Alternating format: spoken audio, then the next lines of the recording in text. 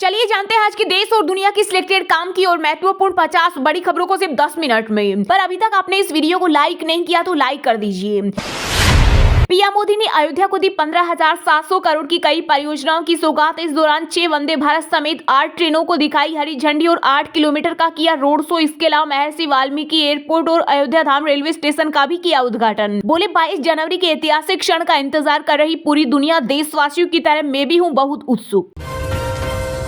कांग्रेस नेता राहुल गांधी ने बेरोजगारी और महंगाई जैसे मुद्दों को लेकर मोदी सरकार को घेरा। बोले बीजेपी के कार्यकाल में रेल किराया बढ़ाओ, प्लेटफॉर्म टिकट भी हुआ महंगा। साथ ही कहा जनता की कमाई से पैसा निचोड़ रही है मोदी सरकार। अयोध्या राम मंदिर में लगाई जाएगी 600 किलो वजन की घंटी, बजाने पर आएगी ओम की आवाज। 25 लाख के खर्च में 400 कारीगरों ने किया तैयार।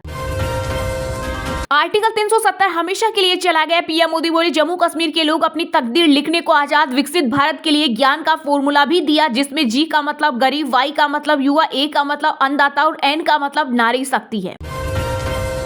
कैंसर से जंग जीतना हुआ और आसान। भारत के वैज्ञानिकों ने तैयार की पहली सिरप। कीमोथेरेपी में इस्तेमाल होने वाली इस दवा का नाम प्रिवेल रखा गया। ब्लड कैंसर के रोगियों के लिए यह दवा क्रांति ला सकती है। खासकर बच्चों के कैंसर के इलाज में परंपरागत टेबलेट का यह असरदार विकल्प बन सकती है। आगामी लोकसभा चुनाव में मुस्लिम महिलाओं को जोड़ने के लिए बीजेपी ने बनाई स्पेशल प्लान। पार्टी नए साल से शुरू करेगी शुक्रिया मोदी भाईजान अभियान। इस योजना की टैगलाइन ना दूरी है ना खाइए मोदी हमारा भाई है रखी गई है। अयोध्या में रामलला की प्राण प्रतिष्ठा में सोनिया गांधी और कांग्रेस अध्यक्ष मल्लिकार्जुन खड़गे का जाना तय नहीं। वरिष्ठ नेता जयराम रमेश बोले इस पर पार्टी सही समय आने पर करेगी फैसला। विनेश फोगाट ने खेल रत्न अवार्ड लौटाए। पीएमओ के बाहर कर्तव्य पथ पर छोड़े बजरंग पुनिया। बोले महिला पहलवानों का सबसे बुरा दौर। 22 जनवरी को अपने अपने घरों में श्री राम ज्योति जलाए और पूरे देश में दीपावली मनाए। जिन्हें निमंत्रण मिला वहीं आए अयोध्या। पीएम मोदी ने देशवासियों से की अपील, कहा इससे व्यवस्थाएं बिगड़ेगी। 550 साल इंतजार किया, कुछ दिन और करें। शीतलहर की चपेट में उत्तर भारत, दिल्ली, यूपी, बिहार, राजस्थान, मध्य प्रदेश समेत 7 राज्य में कोहरे का अलर्ट। धुंध की वजह से 80 फ्लाइट्स और 30 ट्रेनें हुई प्रभावित। 2 जनवरी तक पहाड़ों पर होगी बर्फबारी। आईएमडी ने जारी किया अलर्ट। कोहरे के चलते रोड एक्सीडेंट में 5 लोगों की मौत। 1 जनवरी 2024 को 8 अरब पार कर जाएगी दुनिया की आबादी। बीते एक साल में 7.5 करोड़ बढ़ी जनसंख्या। गंगा के पानी में 450 किलोमीटर तक फैला हेवी मेटल पोल्यूशन। काशी में 6 गुना ज्यादा हेवी मेटल। गंगा की मछलियों में भी मिला खतरनाक केडियम लेड। मुस्लिम देश फैला, पीएम मोदी कराए जंग खत्म। इजराइल हमास युद्ध के बीच दिल्ली की जामा मस्जिद के शाही इमाम बुखारी ने की अपील, कहा मस्जिद देश इस मामले में फैल चुके हैं। पीएम मोदी कूटनीतिक दबाव के जरिए जंग खत्म कराएं। सोनिया गांधी अगर राम मंदिर जाए तो कांग्रेस के 2% पाप हो जाएंगे कम। असम सीएम हिमंत बिस्वा शर्मा ने विपक्ष को दी नसीहत। का विपक्ष के नेता इनविटेशन मिलने के बाद भी सोच विचार कर रहे हैं। उन्हें राजनीति को परे रखकर अयोध्या जाना चाहिए। नए साल से पहले मध्य प्रदेश में हुक्का बार बैन कानून का उल्लंघन किया तो मिलेगी सख्त सजा। दरअसल इसको लेकर 12 जुलाई 2023 को मध्य प्रदेश विधानसभा में विधेयक पारित किया गया था, जिसे अब राष्ट्रपति ने स्वीकृति दे दी है। राजस्थान की भजनलाल सरकार के मंत्रिमंडल का हुआ विस्तार। 22 विधायकों ने ली मंत्री पद की शपथ, जिनमें 12 कैबिनेट और 10 राज्य मंत्री बनाए गए। इसके अलावा राजस्थान में पहली बार चलते चुनाव में प्रत्याशी सुरेंद्र पाल सिंह टीटी को मंत्री बनाया गया। कांग्रेस इंडिया गठबंधन को मजबूत करने के लिए ज्यादा गंभीर नहीं। बिहार के सीएम नीतीश कुमार बोले कांग्रेस जातीय जनगणना की बात तो करती है, लेकिन कभी इस बात पर चर्चा नहीं करती। जातीय जनगणना के लिए करूंगा देश का भ्रमण। भगवान राम सिर्फ हिंदुओं की नहीं पूरे विश्व की राम है। जम्मू कश्मीर के पूर्व सीएम फारूक अब्दुल्ला ने अयोध्या में भव्य राम मंदिर के उद्घाटन को लेकर दी मुबारकबाद। बोले हमें उस भाईचारे को बनाए रखने के लिए काम करना है जो आहिस्ता आहिस्ता हमारे वतन से गायब हो रहा। पीएम मोदी ने तोड़ा प्रोटोकॉल। अयोध्या में दलित धनीराम मांझी की घर पर पी चाय। इस दौरान उन्होंने बच्चों के द्वारा बनाए गए राम मंदिर के स्केच पर वंदे मातरम लिखा, ऑटोग्राफ दिया और सेल्फी भी खिंचवाई। वहीं प्रधानमंत्री ने उन्हें प्राण प्रतिष्ठा कार्यक्रम के लिए भी किया आमंत्रित। 22 जनवरी के बाद लोकसभा चुनाव में भगवान राम को अपना उम्मीदवार बना देगी भाजपा। शिवसेना सांसद संजय राउत बोले मंदिर उद्घाटन में पॉलिटिक्स, खूब रैलियां और प्रचार हो रहा है, इसमें पवित्रता नहीं। इंडिया गठबंधन में बड़ी दरार। सीएम ममता बनर्जी का बड़ा बयान, कहा बंगाल में कोई लेफ्ट नहीं। लेफ्ट पार्टी के लोगों की टीएमसी के साथ बैठने की औकात तक नहीं। 10 दिन की साधना के बाद विपश्यना ध्यान केंद्र से लौटे दिल्ली के सीएम अरविंद केजरीवाल का इस साधना से असीम शांति मिलती है। नई ऊर्जा के साथ फिर से जनता की सेवा में लगेंगे। राम मंदिर को लेकर कांग्रेस ने राज्यसभा सांसद दीपेंद्र सिंह हुड्डा ने बीजेपी पर बोला हमला, कहा राम सबके बीजेपी राजनीति न करे, बिना निमंत्रण के भी 21 जनवरी को अयोध्या जाएगी कांग्रेस। रामलला ही नहीं 4 करोड़ गरीबों को भी मिला पक्का घर, अयोध्या में बोले पीएम मोदी। आज देश में महाकाल महालोक का निर्माण ही नहीं हुआ बल्कि हर घर जल पहुंचाने के लिए पानी की 2 लाख से ज्यादा टंकियां भी बनवाई गई। चरित्रहीन की पूजा नहीं होती, मां दुर्गा और श्री राम के बाद अब देवी सरस्वती पर आरजेडी विधायक फतेह बहादुर कुशवाहा का विवादित बयान, बोले मां सरस्वती चरित्रहीन है इसलिए उनकी पूजा नहीं होनी चाहिए। नए साल से पहले कोरोना ने पकड़ी रफ्तार, देश में पिछले 24 घंटों में मिले 747 नए कोविड केस, इस दौरान संक्रमण से 7 लोगों की हुई मौत। तेजस्वी को बिहार का मुख्यमंत्री बनाने की थी तैयारी इसलिए हटे ललन सिंह, बीजेपी नेता सुशील मोदी बोले ललन ने जेडीयू पार्टी से 12 से 13 विधायकों को तोड़ लिया था, नीतीश को लग गई भनक।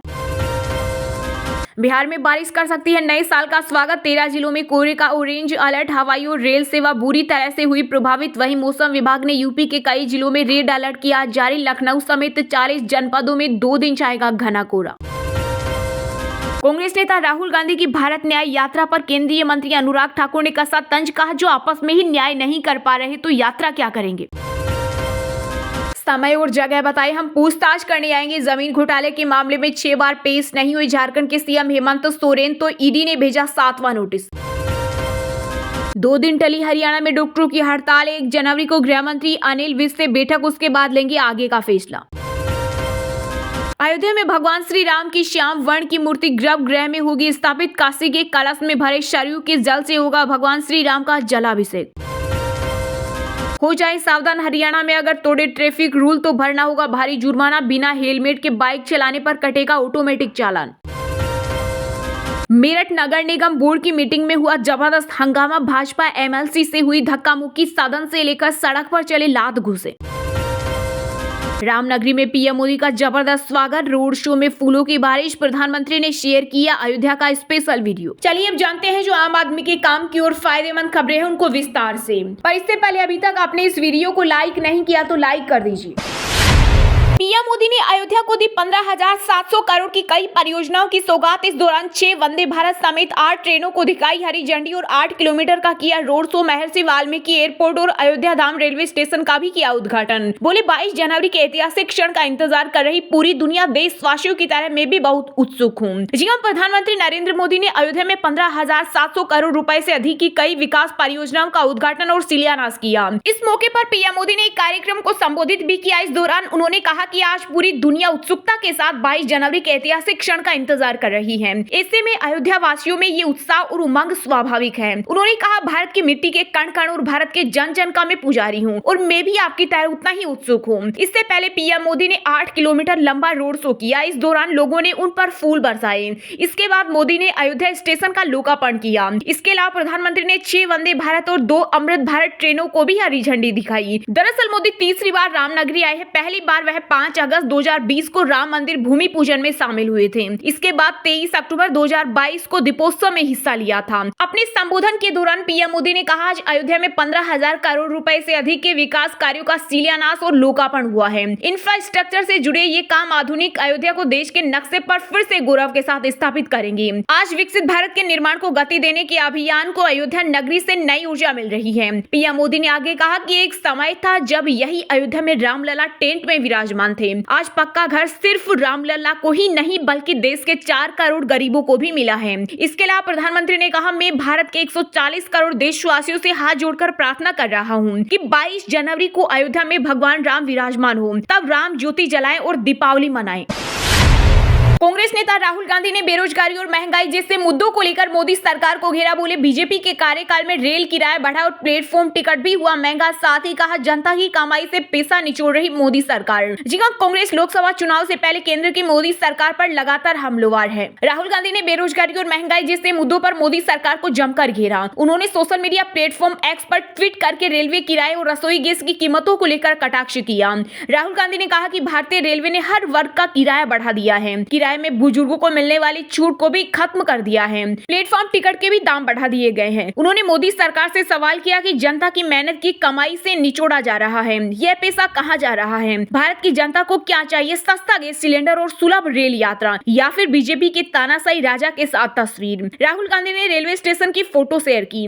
इस फोटो में काफी संख्या में यात्री जमीन पर लेटे हुए हैं और उनके पास प्रधानमंत्री नरेंद्र मोदी की तस्वीर के साथ उज्ज्वला योजना का विज्ञापन लगा हुआ है। इस फोटो पर कटाक्ष करते हुए राहुल गांधी ने कहा कि बीजेपी गरीब जनता का सारा पैसा निचोड़कर अपने प्रचार प्रसार में लगा देती है। चाहे गरीब मरे तो मरे, जिए तो जिए, इससे बीजेपी के तानाशाही राजा को कुछ फर्क नहीं पड़ता। देश को गुलामी के दौर में ले जाना चाहती है बीजेपी। कांग्रेस के स्थापना दिवस समारोह में राहुल गांधी ने कहा था, इंडिया और एनडीए में विचारधारा की लड़ाई है। कुछ दिन पहले भाजपा के एक सांसद मुझे लोकसभा में मिले। उन्होंने मुझसे कहा, बीजेपी में गुलामी चलती है, जो ऊपर से कहा जाता है वो बिना सोचे समझे करना पड़ता है। बीजेपी में रहकर सहा नहीं जाता। मैं हूँ बीजेपी में मगर दिल मेरा कांग्रेस है। मैंने कहा, भाई दिल तेरा कांग्रेस में, शरीर बीजेपी में। मतलब दिल शरीर को कांग्रेस में लाने से डर रहा है।